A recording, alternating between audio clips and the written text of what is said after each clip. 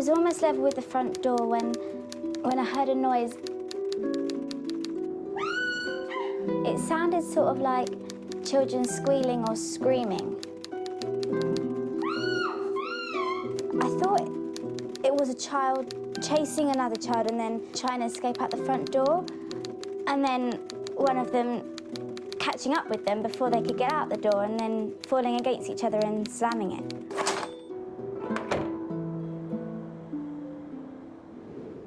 The end of 1978 and early 79 was a grim time. Unions throughout the country went on strike, leaving roads ungritted, rubbish uncollected. It was the winter of discontent. Heavy snow lingered for months, making it one of the most memorable winters in history. But for the people here in Woodford Green, it became unforgettable for a completely different reason.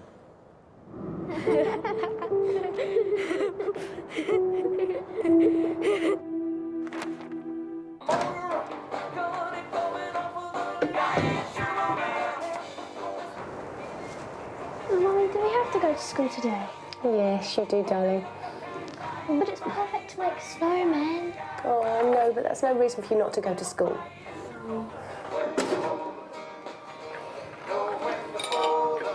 Today, they forced their way through the remaining half-mile of drift. Even by local standards, the snow was extraordinary. Linda had split from her husband the previous year and was now in a new relationship. They lived together and were expecting a child. I was only 8, so, you know, she was my mum and she was lovely, she was stunning.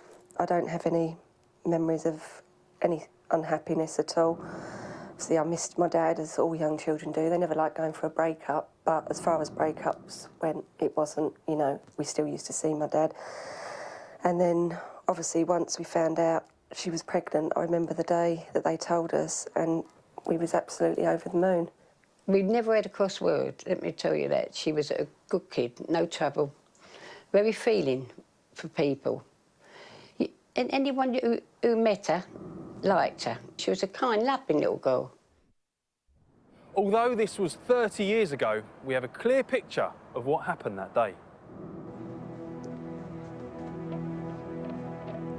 Well, she came round to me and I'd finished getting ready and off we went down to the Dalston Market.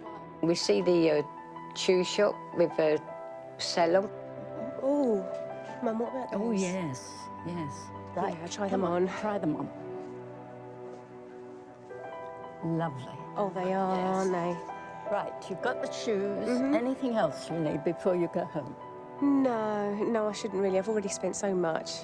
And I've got so much to do as well. I've got to do the ironing, I've got to take Bob a sandwich down and Okay. all that before I even pick the girls up. All right then, Mum. All right. Perhaps we'll meet up over the weekend. Oh, that'd be lovely. Darling. I love you. I love you too. Bye. Bye. Just kissed me there on the side of the face and off she went along Kingsland High Street. She said going down to her partner.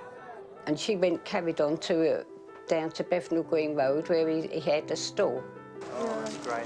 How's your morning been? Oh, it's been great. Been out with Mum and bought some shoes and had a nice cup of tea and a chat. Is your mum all right? Yeah, she's fine. How's Bump been? Oh, very well.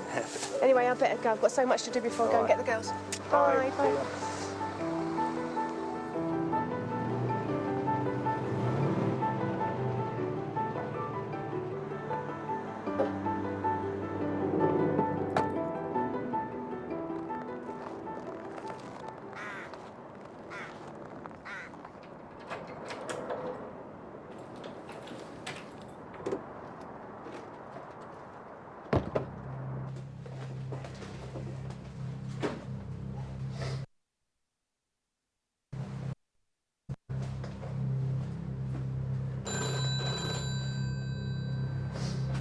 Hello, Linda speaking. Oh, hello. No, I'm afraid he's down at the market. Oh, right, yeah, he did mention that you were going to go down there today. All right then. Bye.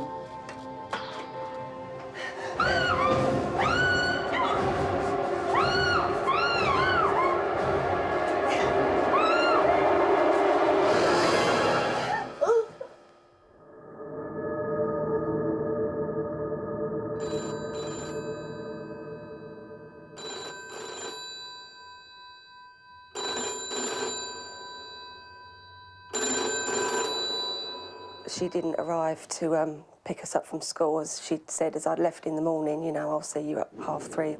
And we waited and waited because I wasn't allowed to cross the main road, so we waited till I think everyone had gone.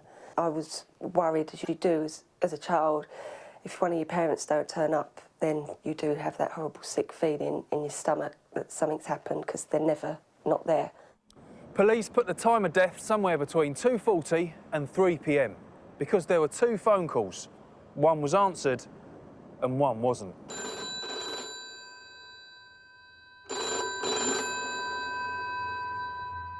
The first clue's here, a clear set of footprints leading up to the house. Interestingly, there's no footprints leaving the building, and that's because the killer left via the back door. There's no sign of forced entry. Did she know her killer? Did she let him in? I remember as I turned into the driveway, just seeing these massive footprints in the snow, and her car was there, so I knew obviously she was in. I just went straight to the front door and knocked and knocked and didn't hear anything, and then I decided to look through the letterbox. At the time of her brutal murder, Lynda was heavily pregnant. Her killer pulled back her head and slit her throat. And there she was. And the knife was next to her. Eyewitnesses saw a white car speeding off near the address. Was it of any significance? Were you the driver?